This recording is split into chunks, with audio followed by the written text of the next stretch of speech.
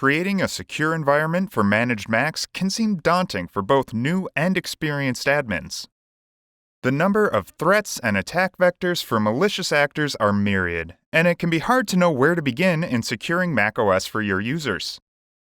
Luckily, the Center for Internet Security, or CIS, has created a series of benchmarks for macOS, giving us a step-by-step guide to creating a safe and secure environment for our users. This is Zach. Let's explore CIS Benchmarks. At their core, CIS Benchmarks are essentially a checklist of security requirements for a specific platform. Each of these recommendations is called a profile. For macOS, there are two types of profiles that can be adopted for your environment: Level 1 and Level 2. Level 1 profiles contain practical and prudent security practices that introduce little to no restriction in functionality for the user. Examples include ensuring automatic software update is enabled, automatically setting the date and time, and basic password management controls like minimum length and character diversity. Level 2 profiles are meant for organizations where security is absolutely paramount, and because of this, may negatively impact or restrict what a user can do on a Mac. Examples of Level 2 profiles include disabling media sharing, disabling sending diagnostic and usage data to Apple, and restricting iCloud Drive document and desktop sync. Every organization is different and may use all or a mixture of each type of profile to secure their environment. Let's take a look at the benchmark itself.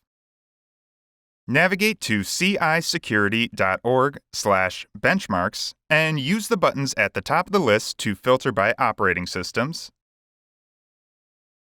then Unix to find the macOS benchmark. Benchmarks are freely available to download, so after registering and receiving a confirmation email, we are taken to a downloads page where we can download the benchmark PDF. macOS benchmarks are released in cadence with Apple's major OS updates, so we have the option to use the benchmark specifically made for whatever major version our organization is currently on. In my case, I'm downloading the macOS Monterey benchmark. If we open the benchmark, we can see each of the individual profile recommendations in the table of contents.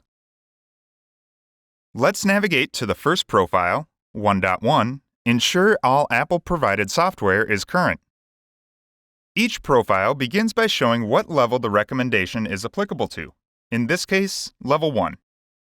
A short description provides background information about the area of macOS affected by this recommendation, and is followed by a rationale statement to justify implementing this profile. Impact details what may happen if this recommendation is not implemented. Finally, the audit and remediation procedures provide step-by-step instructions for how you can check the status of this feature in macOS and make the change in macOS to ensure the computer falls into compliance with this profile.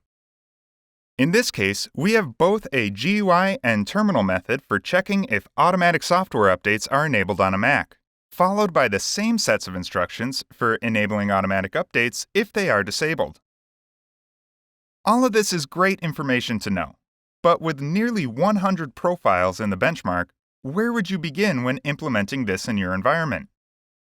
Luckily, Jamf Protect comes pre-configured with insights that check compliance of enrolled computers against the CIS benchmarks. From the Jamf Protect dashboard, select Insights in the sidebar.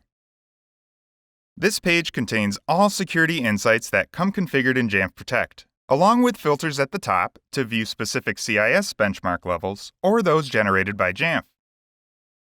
Each insight can be enabled or disabled with a switch at the top right of each card, and the list can be filtered at the top to show only enabled, disabled, or both types of insights.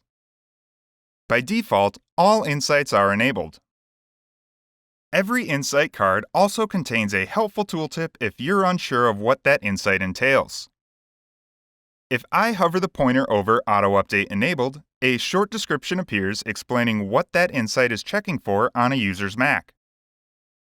We can see that this is CIS Level 1 and below we have a small graph that shows the number of compliant and non-compliant computers that are enrolled in Jamf Protect.